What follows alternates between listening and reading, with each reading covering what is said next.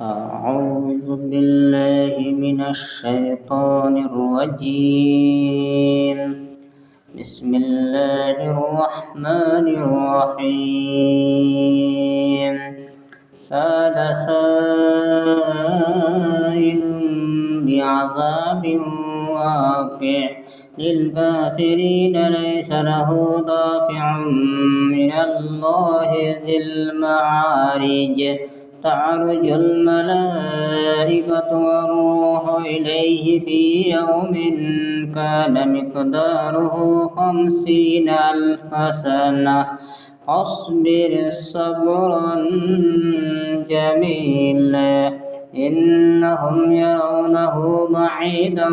ونراه قريبا يوم تكون السماء كالمهل وتكون الجبال كالعهن ولا يسأل حميم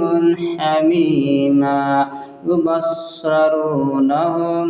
يود المجرم لو يفتدي من عذاب يومئذ ببنيه وصاحبته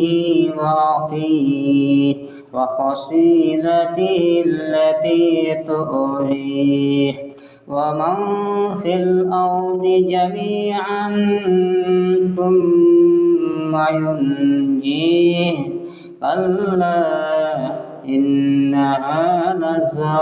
نزاعة للشوى تدعو من أدبر وتولى وجمع فأوعى إن الإنسان خلق هلوعا إذا مسه الشر جزوعا وإذا مسه الخير منوعا إلا المصلين الذين هم على صلاتهم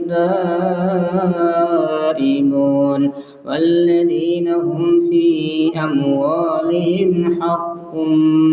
معلوم للسائل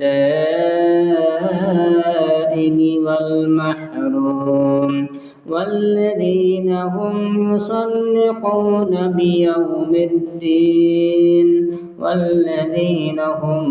من عذاب ربهم مشفقون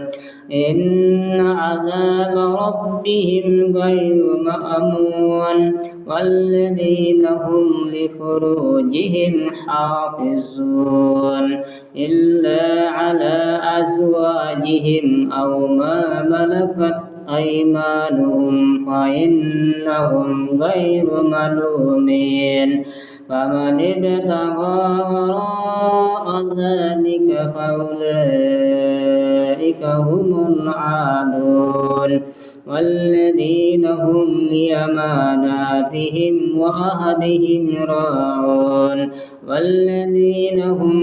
بشهاداتهم قائمون والذين هم على صلاتهم يحافظون أولئك في جنات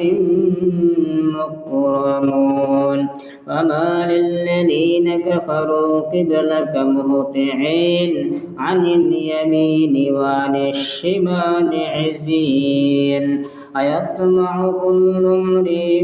منهم أن يدخل جنة نعيم كلا إنا خلقناهم مما يعلمون فلا أقسم برب المشارق والمغارب إنا لقادرون على أن نبدل خيرا منهم وما نحن بمسبوقين وذرهم يخوضوا ويلعبوا حتى يلاقوا يومهم الذي يوعدون يوم يخرجون من الأجداث سراعا كأنهم إلى نصب يوقظون خاشعة أبصارهم ترهقهم ذلة ذلك اليوم الذي كانوا يوعدون